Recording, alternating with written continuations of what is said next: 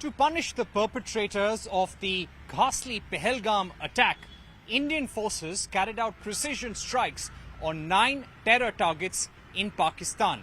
Now, these were strikes that were carried out from within our territory. The Indian Army, the Air Force, the Navy all coordinated in this operation.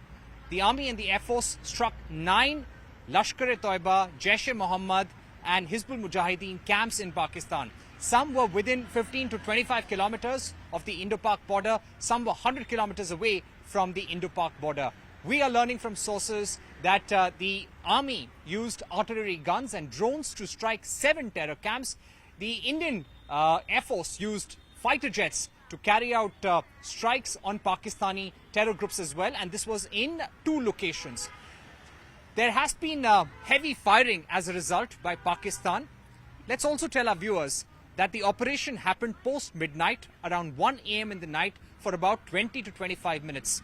Immediately after that, Pakistan started very heavy artillery firing across the LOC and the international border. Civilians have been made to evacuate all those areas which are being fired at by Pakistani forces.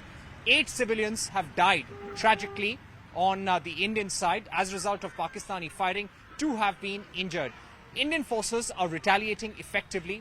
We're also told that this military operation is ongoing.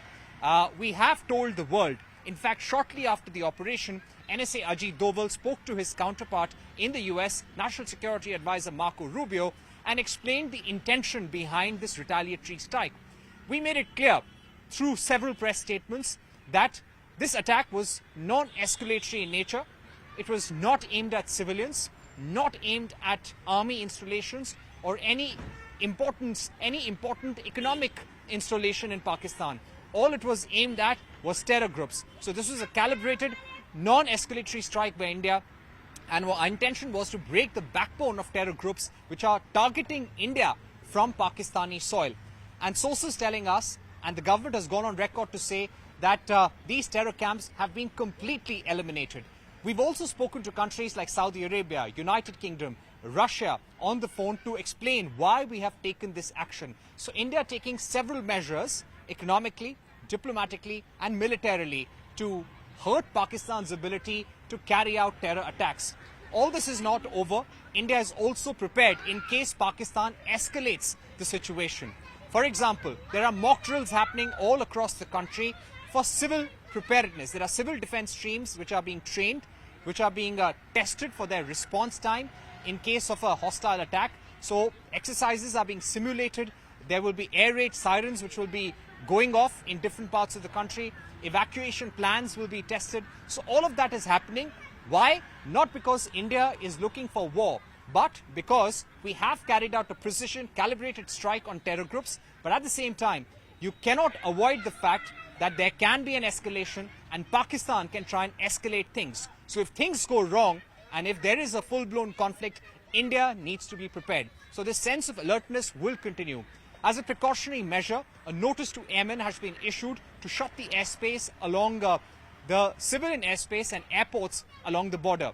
So no flights are taking off to these areas. Countries are also now putting out advisories for Pakistan, for India, to alert them about what is happening and to be in touch with the local mission in case they are traveling to India.